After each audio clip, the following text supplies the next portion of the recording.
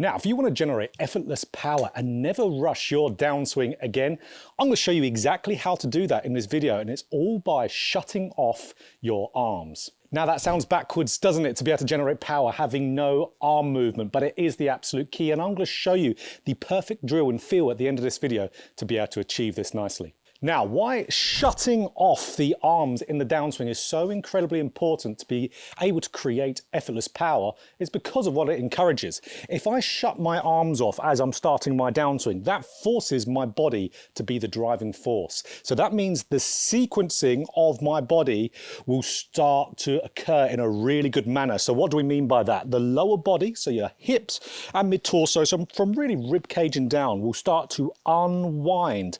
And because we're shutting the arms off, our chest and arms will follow that sequencing, and this is so important to be able to create good power. It's what we see all the best players have with their sequencing. No one does the opposite, which we're going to talk about. So creating that nice arms off feeling, like we said, creates good sequencing. But what does good sequencing ultimately do? Number one, it helps you as you start to move down. You've got nice shut off arms, lower body, mid-torso turns first, allows this shaft to shallow. Shallowing the shaft is incredibly important because shallowing the shaft, this movement of the shaft pitching and shallowing out, getting a little bit more horizontal in the downswing, picks up a little bit of club head speed. But the main important thing of why shallowing is crucial is because it enables the body to continually rotate going through the golf ball. Because if you stop your rotation, stalls out, your speed's gonna be gone. So it helps you naturally shallow the club. You can see there, just me getting my lower body mid-torso going first with no arm movement. See how that shaft shallows out, the body wants to turn. And one thing that you're all trying to get in the golf swing, but you're doing it wrong, that's gonna happen from good sequencing, is lagging the golf club. So when I get that good sequencing via relaxing and shutting off my arms, letting everything else unwind, this shaft will start to load, will start to bend, it will start to lag. And what that always going to create, that good shallow, that good rotation, the good lag, is effortless whip going through the golf ball. So it's almost like your arms nice and loose, and it's everything's and turning to catapult all those good stuff going through the golf ball. That's where you can see these really nice smooth swings out on tour create such effortless power. Now, why active arms is such a killer before we dive into the drill to get these nice shut off arms is because ultimately, absolutely everything that we just talked about with shutting off the arms, the opposite happens. Now, one, the obvious thing, why active arms, really trying to get those arms firing down into the golf ball is not a great thing to do, is because one, that creates a ton of effort to be able to create some speed. If I have to really fire my arms and my driver of the golf swing to generating distance and power is through the arms, I really have to speed them up a ton. And that is, as you can see there, quite a quick, jerky, rushed type of downswing. So a lot of golfers out there, they can't get this effortless powers because of their intent. Their intent is to go as hard as they can with the arms. Absolutely do not do that, because in the technical side of it, what's happening, number one, when we go with active arms, of course, our sequencing is going to go all out of place. The arms will be starting first, the body won't have time to catch up, and that's going to be steep shaft. We know if the shaft gets vertical and gets steep, we know the body is either going to stall out its rotation via early extension, kills your speed, or it's going to really tilt back to re-shallow it later.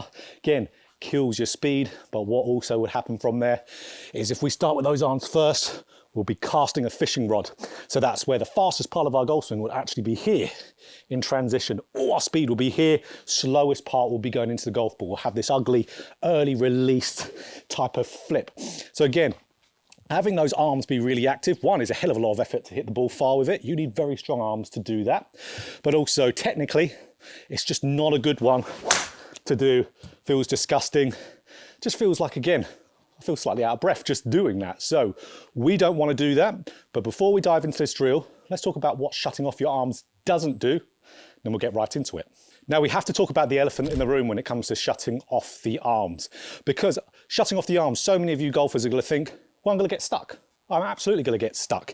That's what you hear on TV all the time. The commentators say, oh, his arm's got a little bit stuck behind him. That's why he hit that shot bad. It's pretty much never that.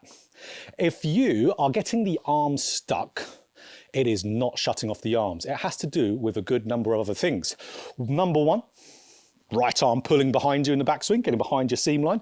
No matter what you do, you will have the arm stuck behind them because the right arm's behind the seam line. Always one thing to look at if you are shutting off your arms, but getting stuck. Okay, so number 2. As we're getting up to the top, you're driving your right hip forward. So a lot of golfers try to clear their hips by shooting their right side forward. That is not how you clear the hips, it's with the left side. I've got so many videos on this. But what does that do again? That gets yourself with your arm stuck. This is that misconception of when players try to lead with the hips, thinking it gets them stuck. They're just leading with the hips completely wrong. And then on that same vein as well there, guys, if you are going up to the top of your swing with the right side moving forward without getting any turn, you're again going to get your arm stuck. None of that has had to do, other than the right arm pulling behind you, anything to do with shutting off the arms. The only way for you to shut off those arms and, let's say, move in really nice sequencing and get stuck is if you do something that no one really can do, and that is being such a contortionist to get the club stuck behind from there. So that's where you have so much separation that you'll get stuck alone from that. That's really quite young golfers, kind of in their teenage years, can do that, but not golfers absolutely who are fully grown adults who are very stiff. Like we're all very stiff, very immobile. Shutting off your arms will not get them stuck. They will always follow where the body's going. Rotation allows the arms to follow, gets them more in front. That's the opposite of getting stuck. So leave those arms alone, shut them off. Let's talk about a drill to get the feel and a feel for the golf course. So let's do it. So to get the feeling of shutting the arms off, take your arms completely out of the equation and get yourself something like this for the drill. So it's just a towel that I've rolled up and taped together. So what we do with this, again, taking the arms completely out, and it trains the good sequencing. Because if you can feel the good sequencing, then we'll apply another feel after this and you're gonna shut off the arms just like that. So it's almost like a step-by-step process. So first step, the drill. Get a towel, put the towel over your back. So it's just draping around me like that, and get yourself into kind of like a top of the backswing rotational position. So you get a nice, good turn. Then what we want to do, we want to uncoil like we're doing a downswing, and we want to prevent this towel here from doing that, going straight into the ground. We want this to not hit the ground at all. We want it to fling and fly up into the air. Because if I'm doing that and I'm getting it to fling and flying up in the air, if you watch it again, I have to keep my upper body from being overly active. It has to stay a bit quiet when we start off, but it allows the lower body and mid-torso to go first, then the upper body to rotate, and then that will start to fling off going through the golf ball. It encourages the ideal sequencing of the body. Because then if I get active with my upper body, or even with the arms, which we shouldn't do at all with this drill. So let's say the upper body goes first and the arms want to fire, I hit the ground. So it's a really good one to train for that upper body and the arms to stay quiet, but getting that good sequencing. I love this drill. Again, find a towel that you don't want to use, maybe out there that your wife isn't worried about, let's say, sacrificing a towel. Probably be the harder bit of this, but then tie it up and then just have a good little go at it, moving it through, moves you in great sequencing. I couldn't recommend this enough to get the feeling of the body, the feeling of the arms just not doing anything at all. Okay, so here is our feel now. So we've done that drill. We know what good sequencing feels like without any arm involvement. So what we want to feel now at the top is feeling like you are literally just leaving your arms at the top, like they're ragdolled. Your kind of sensation of kind of like tension in the arms is as close to zero as you possibly can, to where it feels like you're almost letting go of the club. We don't want to physically let go of it in our hands, but like you're really gripping it light, you're ragdolling it at the top.